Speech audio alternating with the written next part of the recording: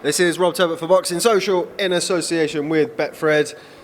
Been a while, but I'm joined once again by the Punisher, Josh Pritchard. For those people who maybe aren't as familiar with Josh Pritchard as I hope you will be by the end of this interview, Josh is a now former fighter, current trainer, definite former fighter, and is part of Shane McGUIGAN's training team. So first off, congratulations tonight, 2 wins for the stable. Lawrence Coley, of course, picking up the European title, and Josh Taylor winning a load of trophies and belts and stuff, but it's like 3:15 in the morning. So, Past 4, mate. 4:15, yes, it's gone back. How are you, Josh? Extremely tired, but just overjoyed, extremely happy for Josh and Lawrence. But I mean, Josh he's just shown how good he really is, and we're just so pleased that he can show everyone his potential. Close fight. I think the general consensus was it was kind of a 7-5-ish type fight. 1 or 2 people around ringside had the fight a draw. Break down the fight. What did we see tonight from Josh Taylor? I think we see a bit of everything. We see. I think I had it like 3-1 the PROGRAIS to start with. PROGRAIS started well. Josh hit a bit of momentum, bit of form, sort of half the middle sort of the section of the fight, and then just a real gritty finish. Really dug deep when he needed to. It was the fight was brilliant. It was full of everything what you would want as a fan. Just an amazing fight. I actually had it. I think I had Josh 2 up. I have to go back and count my little scorebook, but I think I had him 2 up in the end. But yeah, I mean obviously a couple people had a draw and stuff ringside. You could have given sort of the rounds either way, but as a whole, I thought I had a good feeling that Josh won the fight. I thought that was one of the scorecards was maybe a little bit too wide. But yeah, I think me and Shane had him a couple of rounds up anyway. You mentioned to me briefly off camera that PROGRAIS was better than you'd expected going into the fight. Explain that. Yeah, he was definitely better in the flesh than what I initially gave him credit for. But then maybe that was probably a little bit of not seeing him in with the best. I mean, he won a world title and that, and it has boxed a couple of decent names, but for me, he looked like he stepped up to the occasion tonight. He was good. He was definitely punching real hard, and he had a great chin, which we see him hurt a little bit in his last fight. Admittedly, that was a free shot and it was after the bell, but we see him initially hurt, and I thought that Josh was going to be able to do that to PROGRAIS, but he was solid chin, solid puncher, good boxer, and better on the inside than what I gave him credit for as well. Stop tapping the pillow in case people can hear on the microphone. Explain to people your role within the team, and notably your role in the corner. In the corner you've got Shane McGUIGAN, who while young or relatively young for a trainer is still one of the most established trainers in world boxing. And you've got Jimmy Tibbs, who's trained everybody and been around British boxing for a while. Obviously you've got Terry, who's Josh's former amateur coach, and then there's you. What's your role in the corner? What do you bring to the table, so to speak? Well, firstly, Shane's the number one voice in the corner, so he's the one who gives the instructions to Josh. I'm there. I have a couple of little roles, keeping score, keeping time, helping out with just the general stuff in the corner, stall, bucket, that sort of thing. But also a second opinion for Shane in the corner if he needs it. Just picking up on little things, if there was little injuries or little nicks or something, just another set of eyes really. And obviously working along Shane sort of day in, day out, I'm sort of along the same lines as Shane. I see the same sort of things. I repeat what Shane says as well. So, I'm saying the same sort of things from the tactics and stuff like that. So So obviously Shane's the number one voice in the corner, but I relay very similar information and give him and just help him out in the corner. And that's your role kind of within Shane's setup, but also you're a trainer in your own right now. Yeah. You have a young teen wolf, Jack Hillier, who is a budding young prospect in the sport. Shout out Teen Wolf Jack Hillier if he's watching. It's a great nickname for him. He hasn't got one.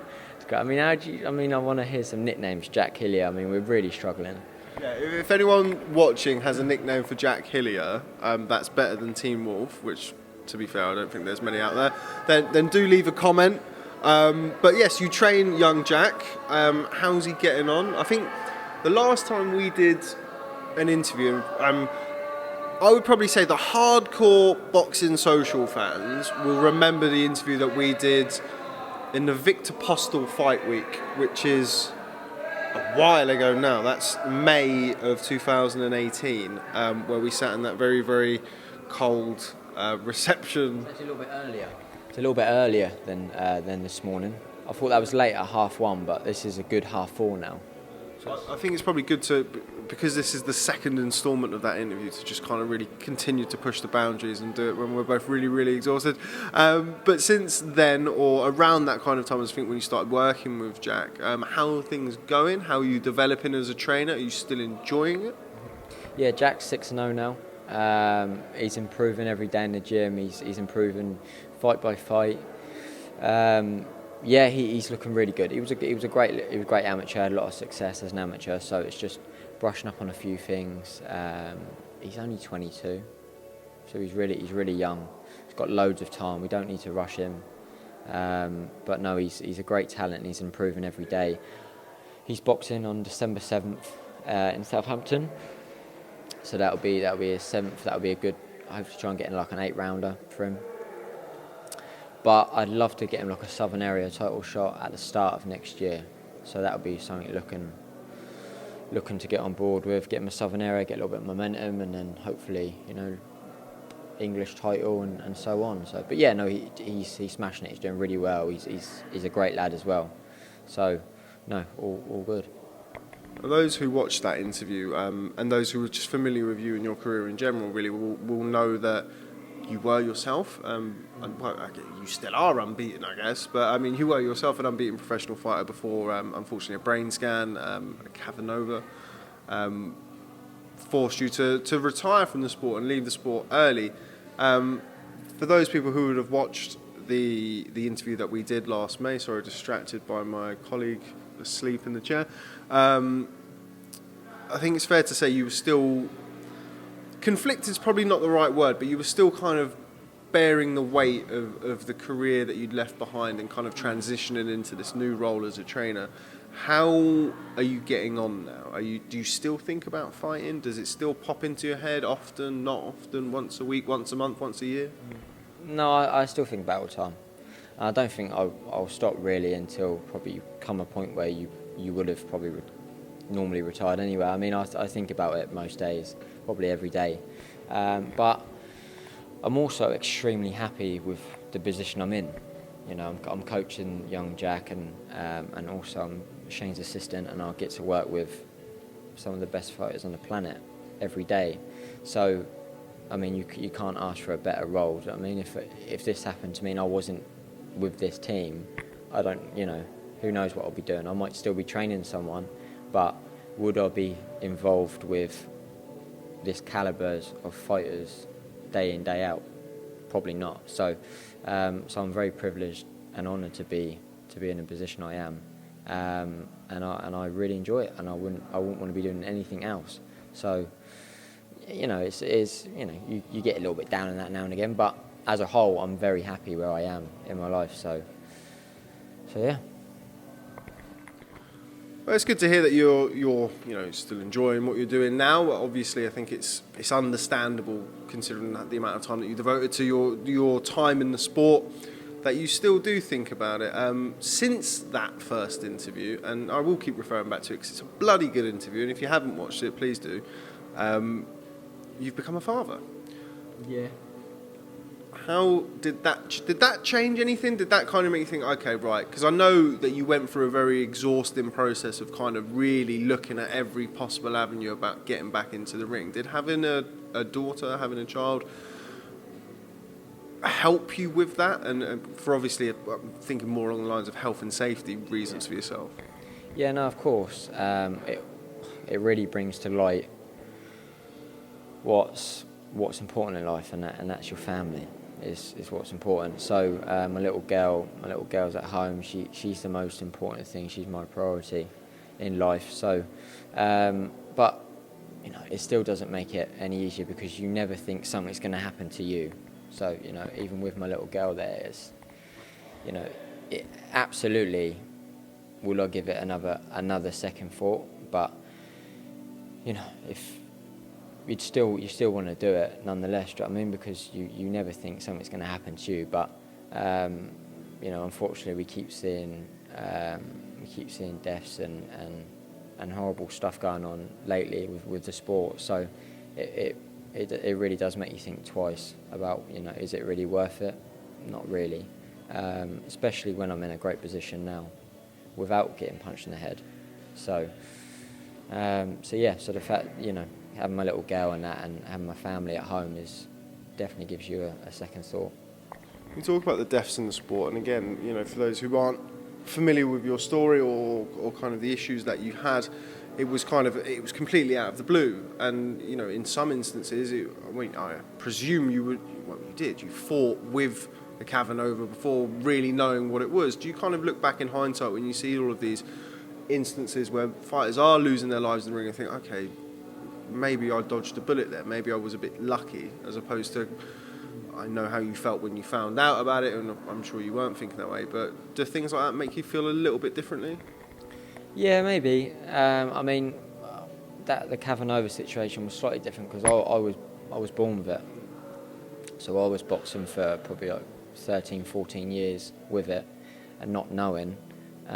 So it's hard to box for that long, and then all of a sudden someone to tell you, hold on, this isn't safe for you to box when you've just been boxing 13, 14 years with it. So, but yeah, of course, like, you know, it can be such a horrible sport at times, and no one should ever lose their life or ever be seriously injured through just doing something they love and, you know, trying to provide for their families. But yeah, I mean, you know, God forbid if anything ever happened, I mean, my family and that would be destroyed. So maybe you never know what could have happened. So I'm just grateful that I'm in an amazing position now and safe and healthy. How are you developing as a coach? You're a young whippersnapper, even for this game. What have you added to your repertoire, really? I mean, you've obviously worked with Jack since his debut, which is 6 fights that you've gone through, 6 different camps, 6 different opponents. How do you feel that's benefited you, and how do you feel that you're different now compared to when you started with Jack? Well, I'm gaining amazing experiences all the time by working with Shane and being involved with this level of fights. It's you know, you can't gain this experience without doing it. Do you know what I mean? It's amazing to be involved with such high profile fights. So just being in the corner with the fights I'm gaining a lot of experience and a lot of knowledge. But from just a coaching perspective, I'm learning all the time. I'm learning on the job with Jack.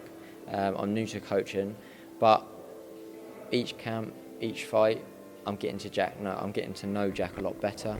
And it's, you know, coaching's really to understanding how your fighter works, what he does well, what he doesn't, how he reacts to certain information, or the way you tell him.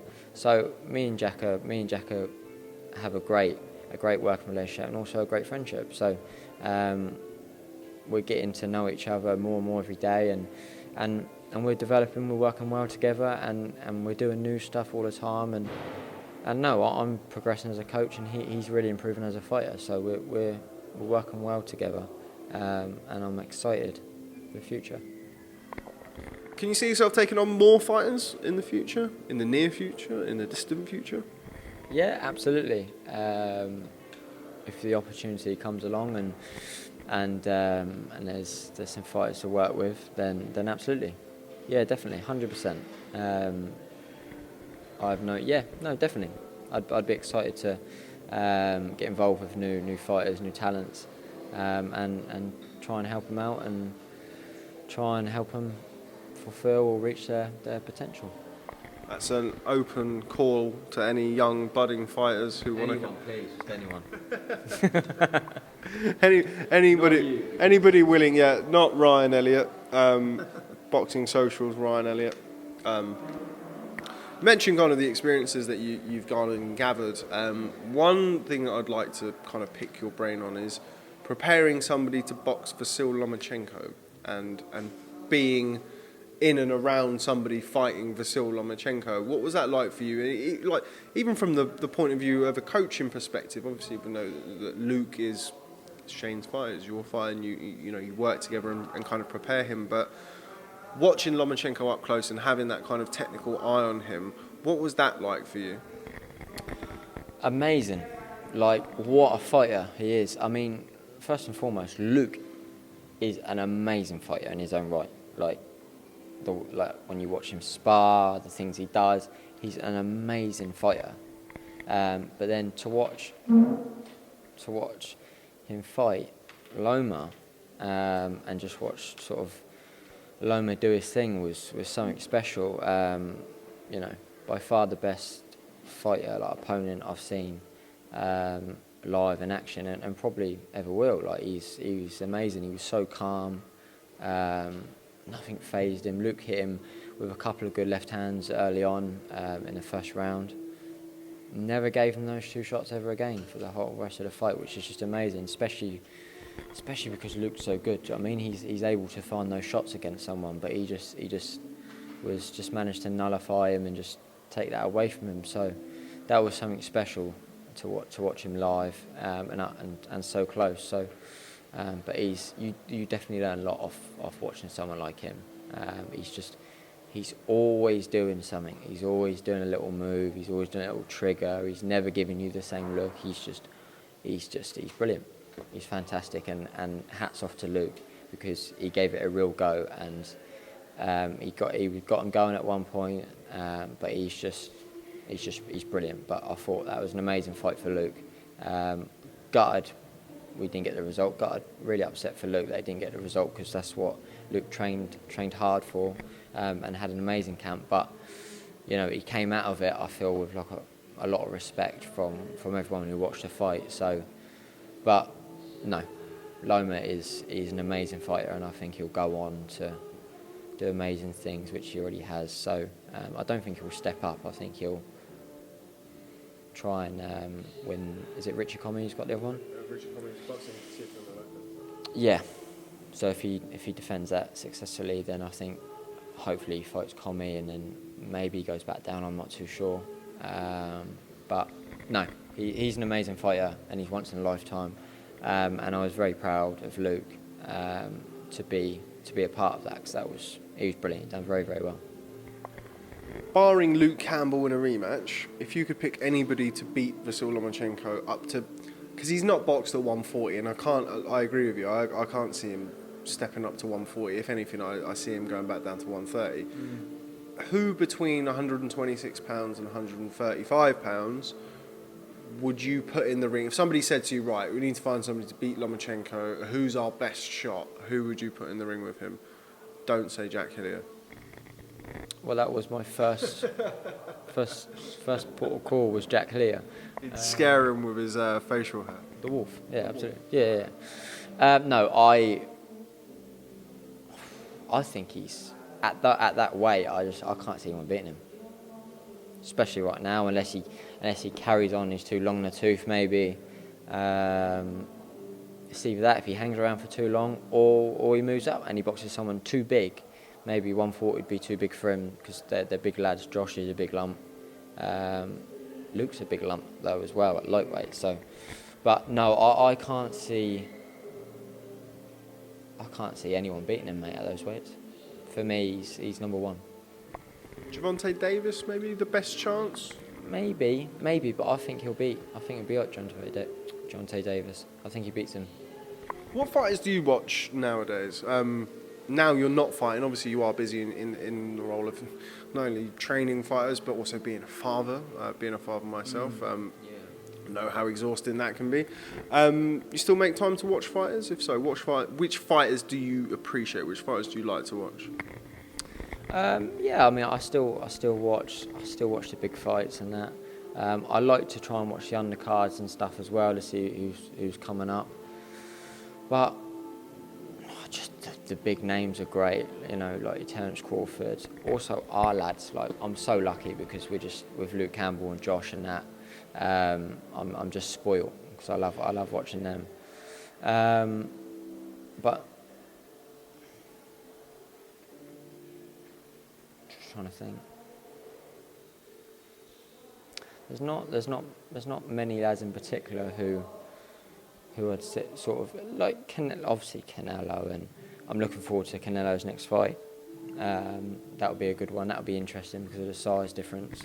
But no, like you said, being a father, there's not a lot of time, is there? Exactly if I'm boxing all week and then come home and watch boxing, I'll probably get a clip around the ear from the missus. So, but no, I like watching that. I like watching the big names in that. Canelo and our lads and Loma. I'll switch on to watch Davis and stuff like that. So, but no, just the big names. You mentioned Canelo's next fight. I'm going to be there. My flight leaves in 26 hours and I haven't slept yet and I've still got loads of work to do. I've still got to go home. Yeah, that's going to be great. Speaking about Mrs. killing you, how'd you see him getting on against Sergey Kovalev? It seems to me, from my point of view, that a lot of people are kind of oversimplifying it in a sense of, just get close to him, work the body. I can't personally see it being as clear-cut as that. Can you? It's definitely going to be an interesting one. I do think Canelo's going to win. But it will be interesting to see how it pans out and sort of what way he tries to does it. I do think he will whack the body. It'd be interesting to see what sort of Kovalev's got left. Obviously, he had that fight with Yard.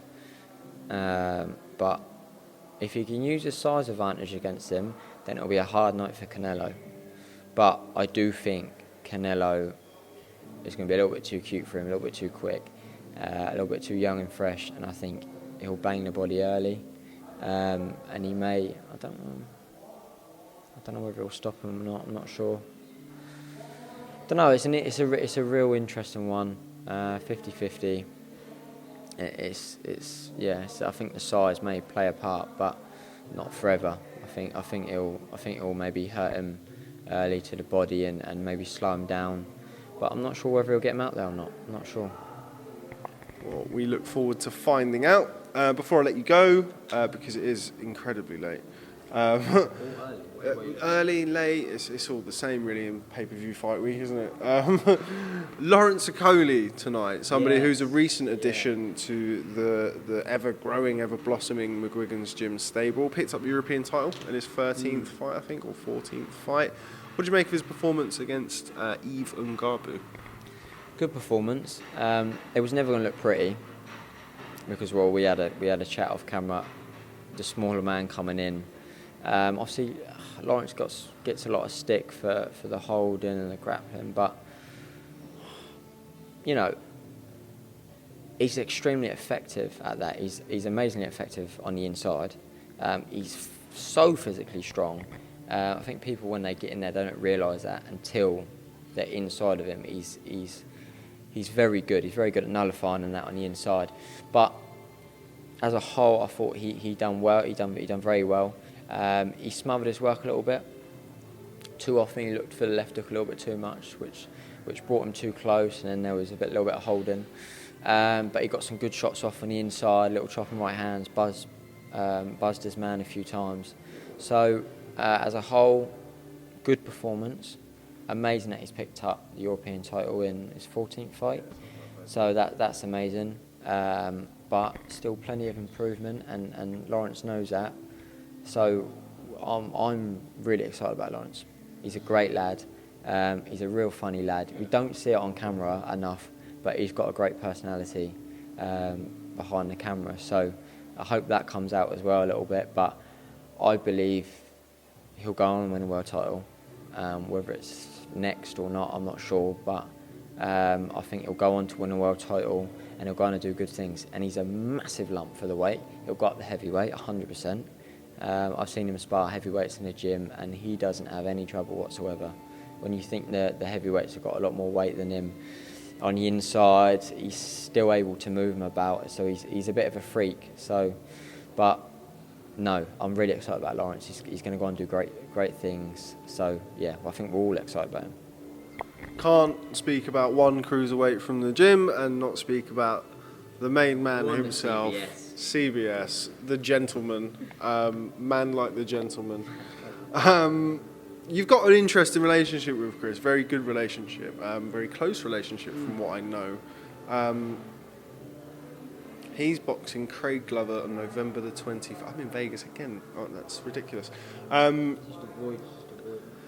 Yeah, because I never come and see anyone at McGUIGAN's gym, mate. No. Somebody posted on the interview that I did. It was with Campbell tonight, and it was in the O2 in a room, and so people can clearly see I'm there watching the fight and saying Tebbert lives in a skip outside McGUIGAN's gym. So it's true. It's true. Although you did text me saying that you haven't seen me in the gym at all. No, I haven't. No, since the relocation, I've been to the gym, I think, 4 or 5 times. I'm there all day and you're never there. I hide in the bedroom. I hide in the little uni house and I sit there until I need to come out, and that's it. Or I'm just avoiding you, I don't know. It could be either, to be fair. But anyway, Chris Burnham Smith, last time we saw him in the ring was against Richard Riakporhe, a fight that by all accounts could have gone either way. Didn't go his way, unfortunately, for Chris. How has he reacted to that loss, and what are you expecting from him when he boxes Craig Glover?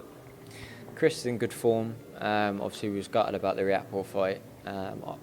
Me and Shane thought he got the nod on the night, but unfortunately he didn't. But he's reacted well to the loss. He's taken it well. He's taken it on the chin. He's got on with it. He's performing well in the gym. He's taken that experience, hopefully, into this next fight. So that was a big step up for Chris, and it was his first title fight, and it was on the big stage under the lights. So I think he would have learned a hell of a lot from that night. But I think he's going to do the business against Glover. Chris is a talented lad. He's got bags of talent. As long as he believes himself and he's fit and he's ready, he'll do the job with Glover. And I'll be so pleased for him when he gets his hand raised and gets the Commonwealth, because we're good friends. We really get along with each other, and he deserves it. He deserves it. He really puts the work in. He lives the life, so he deserves every success he gets. Well said. And on that note, it's 3:43 a.m., which is basically 4:43 a.m. Is it? Yeah, and it's far too late in the night to be talking about Chris Burnham Smith. So, no offence, Chris, but you know. I've got to drive home yet. I can't believe you're driving home. That's incredible. Although, to be fair, I've got at least, I don't know, an hour and a half, 2 hours work still to do. So it's going to be fun. Yeah, but you and me sat there drinking beer as well, do you know what I mean? I had 1 pint that somebody bought me earlier. So don't make out like I'm some sort of... I mean, I wasn't going to say anything about being unprofessional, but I did see you drinking a beer while you're doing some interviews, but it's all right. Cheers, mate. Josh Pritchard, bit of a different interview, certainly to the first one. The first one, I've said it before on camera, I've said it to you many times, is still my favourite interview that I've ever done. Strong, yeah, it's very strong. Really Andy Lee a close second in LA, but I'll give you it. Number 1. We'll do something else soon. But no, it's been a real pleasure to catch up with you. I see you so often, and because that first interview was so good and was such a poignant interview, and if people are still watching at this point, which kind of judge you if you are, to be fair, it's not the best content we've ever produced here at Boxing Social, but it will do. Go back and watch that first interview, and the next one we promise will be even better than this one. But Josh Pritchard, the Punisher, thanks very much for speaking to Boxing Social, giving me your time and your happy little chappy face. Yeah, thanks very much, mate. I'll catch up with you soon. Thank you, Rob. Thanks for the time. Ryan Elliott. We've got it in.